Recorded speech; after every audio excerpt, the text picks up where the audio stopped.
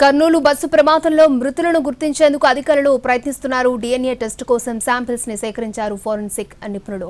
Vemuri Kaveri travels బస్సులో చెలరేగిన మంటల్లో 19 మంది సజీవ దహనమయ్యారు. ఇద్దరు డ్రైవర్లు, ఒక క్లీనర్ తో పాటు 40 మంది ప్రయాణికులతో వెళ్తున్న బస్సు హైదరాబాద్ నుంచి బెంగళూరు వెళ్తూ ఉండగా ఈ ప్రమాదం జరిగింది.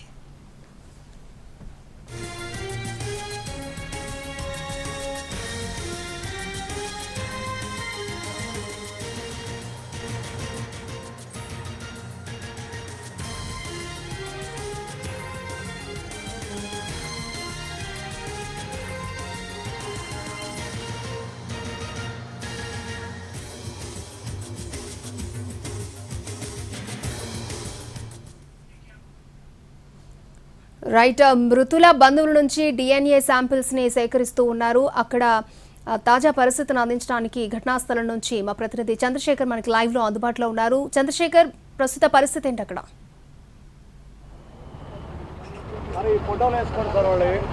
అక్షయ, కర్నూలు సమీపంలో చిన్న టేకూరు వద్ద జరిగిన బస్సు దగ్ధం ప్రమాదంలో 19 మంది మృతి చెందారు. ఆ 19 మంది మృతదేహాలు కూడా మాంసం ముద్దలా తయారయ్యాయి. వాటిని గుర్తించడానికి సాధ్యం కాని పరిస్థితి. ఈ నేపథ్యంలో DNA టెస్ట్ ద్వారానే మృతదేహాలను బంధువులకు అప్పగించే అవకాశం ఉంటుంది. 19 మృతదేహాలకు సంఘటనా స్థలంలోనే పోస్ట్ మార్టం చేశారు ఫోరెన్సిక్ నిపుణుల బృందం.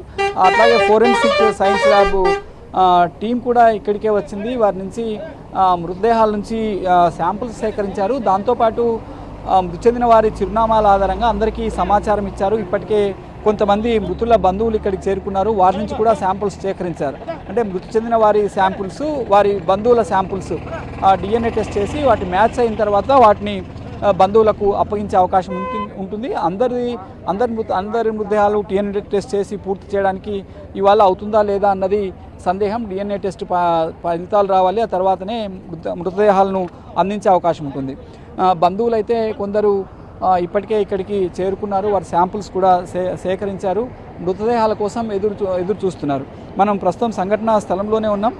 తెలంగాణ మృతుల్లో తెలంగాణ వారు, అట్లాగే ఏపీకి చెందిన వారు, కర్ణాటక వాళ్ళు ఉన్నారు. ఏపీకి చెందిన వారు హైదరాబాద్లో నివాసం ఉంటున్నారు. ఈ సమన్వయం కోసం తెలంగాణ ప్రభుత్వం అయితే స్పెషల్ ఆఫీసర్ను సంఘటనా స్థలానికి పంపింది. Special officer Harish, Gadwal collector Santosh, SP Srinivasarao, Gadwal RDO Alivelu వీరంతా కూడా సమన్వయం చేసుకొని ఆ బంధువులకు సమాచారం ఇచ్చారు. హైదరాబాద్లో నివాసం ఉంటున్న వారు 7 మందిని గుర్తించారు. అందులో ఒకరు బాపట్లలో నివాసం ఉంటున్నారు. వారందరికీ, కుటుంబ సభ్యులందరికీ సమాచారం ఇచ్చి వారిని పిలిపించి DNA శాంపుల్స్ సేకరించారు. ఏపీ ప్రభుత్వం కూడా అలాగే మిగిలిన వారిని, ఏపీకి చెందిన వారిని వారి చిరునామాల ఆధారంగా వారి బంధువులకు సమాచారం ఇచ్చారు. ఇప్పటికే కొంతమంది ఇక్కడికి చేరుకున్నారు. మరికొంతమంది ఆన్ ది వే, దగ్గరలో ఉన్నామని చెప్తున్నారు. వారందరూ ఇక్కడికి వచ్చాక శాంపుల్స్ సేకరించి DNA టెస్ట్ చేసి మృతదేహాలను బంధువులకు అప్పగించే అవకాశం ఉంటుంది. అది ఇవాళ సాయంత్రానికి పూర్తి కాకపోవచ్చు. రేపటికి ఇచ్చే అవకాశం ఉంటుందని ఇక్కడి వైద్యులు చెబుతున్నారు. DNA టెస్టులు స్థానికంగా అవకాశం లేదు. ఏపీలో అయితే మంగళగిరికి పంపించాలని చెబుతున్నారు. ఇదంతా ప్రాసెస్ జరగాలంటే రేపటికి అయ్యే అవకాశం ఉందని మనకు తెలుస్తోంది. ఇప్పటికైతే మృతదేహాలన్నీ కర్నూలు GGHలోని పోస్ట్ మార్టం గదిలో భద్రపరిచారు. 19 మృతదేహాలను బైక్పై మృతి చెందిన వ్యక్తి మృతదేహాన్ని మాత్రం అక్కడ పోస్ట్ మార్టం చేశారు. వారి బంధువులకు అప్పగించున్నారు. మొత్తం మీద ఈ సంఘటన 3 రాష్ట్రాల్లో సంచలనంగా చెప్పుకోవచ్చు. ఎందుకంటే ఇది కర్ణాటక, ఆంధ్రప్రదేశ్లో ఇన్సిడెంట్ జరిగినప్పటికీ ఇందులో కర్ణాటక, తెలంగాణ, ఏపీకి చెందిన వారు ఉండడంతో 3 రాష్ట్ర ప్రభుత్వాలు దీనిపైన సమన్వయం చేసుకోవాల్సిన పరిస్థితి.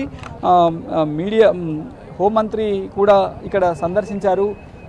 హోంమంత్రి, ఏపీ రవాణా శాఖ మంత్రి రాంప్రసాద్ రెడ్డి ఇక్కడ సందర్శించారు. తెలంగాణ నుంచి జూపల్లి కృష్ణారావు కూడా కాసేపట్లో సంఘటనా స్థలానికి రాబోతున్నారు. ప్రధానంగా రెండు ప్రభుత్వాలు, ఏపీ తెలంగాణ ప్రభుత్వాలు సమన్వయంతో ఈ మృతి చెందిన వారి కుటుంబాలకు సహాయం చేసేందుకు ప్రయత్నాలు కొనసాగుతున్నాయి. ఏపీ ప్రభుత్వం నుంచి కూడా మృతులకు సహాయ సహకారాలు అందించే అవకాశం ఉంటుంది. మరోవైపు తెలంగాణ కూడా ఇప్పటికే ఆయా అధికారుల బృందాన్ని ఇక్కడికి పంపింది. వారు అందరి వివరాలను సేకరించి ఆ కుటుంబ సభ్యులతో సంప్రదిస్తున్నారు. వారి ఆర్థిక స్థితిగతులు వాటన్నిటి కూడా సేకరిస్తున్నారు. ఈ సంఘటన అయితే ముఖ్యమైన సంఘటనగా చెబుతున్నారు.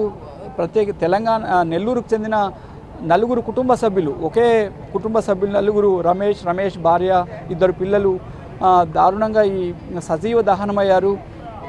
ఈ సంఘటన మరి కలిసివేస్తుంది. రమేష్ కుటుంబం అయితే ఎప్పుడూ ఎక్కడికి వెళ్ళేది కాదని వారి ఫ్రెండ్స్ చెప్తున్నారు. రమేష్ ఫ్రెండ్స్ 2 కుటుంబాలు కలిసి హైదరాబాద్కి బంధువుల కోసం బంధువులను చూసేందుకు వెళ్ళి ఒకసారైనా అటు వెళ్ళి వద్దాం, ఎక్కడికి వెళ్ళట్లేదు అని అనుకొని హైదరాబాద్ వెళ్ళి బంధువులతో 3 రోజుల పాటు సరదాగా గడిపి తిరుగు ప్రయాణంలో ఈ దారుణ ఘటనలో 4 కుటుంబ సభ్యులు ప్రాణాలు కోల్పోయారు. వారితో పాటు వచ్చిన మరొక స్నేహితుల ఫ్యామిలీ మాత్రం క్షేమంగా ఉన్నారు. వారు సకాలంలో అప్రమత్తమై అద్దాలు పగలగొట్టుకొని కిందికి రావడంతో వారు ప్రాణాలతో బయటపడ్డారు. మొత్తం మీద ఈ మృతదేహాలను అప్పగింత అనేది ఈ ప్రాసెస్ కొనసాగుతోంది. డిఎన్ఏ టెస్ట్ పూర్తయ్యి వారి కుటుంబ సభ్యులతో మ్యాచ్ అయిన తర్వాత వారి మృతదేహాలను బంధువులకు అప్పగించే అవకాశం ఉంది. అక్షయ, అలాగే అంటే మృతుల కుటుంబాలకు పోస్ట్ మార్టం పూర్తయినట్టుగా తెలుస్తోంది. చంద్రశేఖర్, అంటే ఎంతమంది డిఎన్ఏ శాంపిల్స్ని ఇప్పటి వరకు సేకరించారు, ఇంకా ఎన్ని పెండింగ్లో ఉన్నాయంటారు? మొత్తం 19 మంది చనిపోయారు. 19 మంది మృతదేహాలు కూడా ఏ ఒక్కటి గుర్తించడానికి సాధ్యం కాలేదు. 19 మృతదేహాలకు సంబంధించిన డిఎన్ఏ టెస్టులు చేయాలి. ఇందులో తెలంగాణకు సంబంధించి 7 మందిని గుర్తిస్తే, అంటే హైదరాబాద్లో నివాసం ఉంటున్న వారిని 7 మందిని గుర్తిస్తే అందులో 6 శాంపుల్స్ సేకరించారు. ఇంకొకరు బాపట్ల నుంచి మాత్రమే వారి కుటుంబ సభ్యులు రావాల్సి ఉందని అధికారులు చెబుతున్నారు. ఇక ఏపీకి సంబంధించి ఏపీకి సంబంధించిన వారు ఒక్కొక్కరు ఇక్కడికి వస్తున్నారు. వాటి శాంపుల్స్ వచ్చినట్టు శాంపుల్స్ సేకరిస్తున్నారు. వీటన్నిటిని కలిపి డిఎన్ఏ టెస్ట్ చేసి ఆ తర్వాత మృతదేహాలను వారి కుటుంబ సభ్యులకు అందిస్తారు. అక్షయ. ఓకే చంద్రశేఖర్.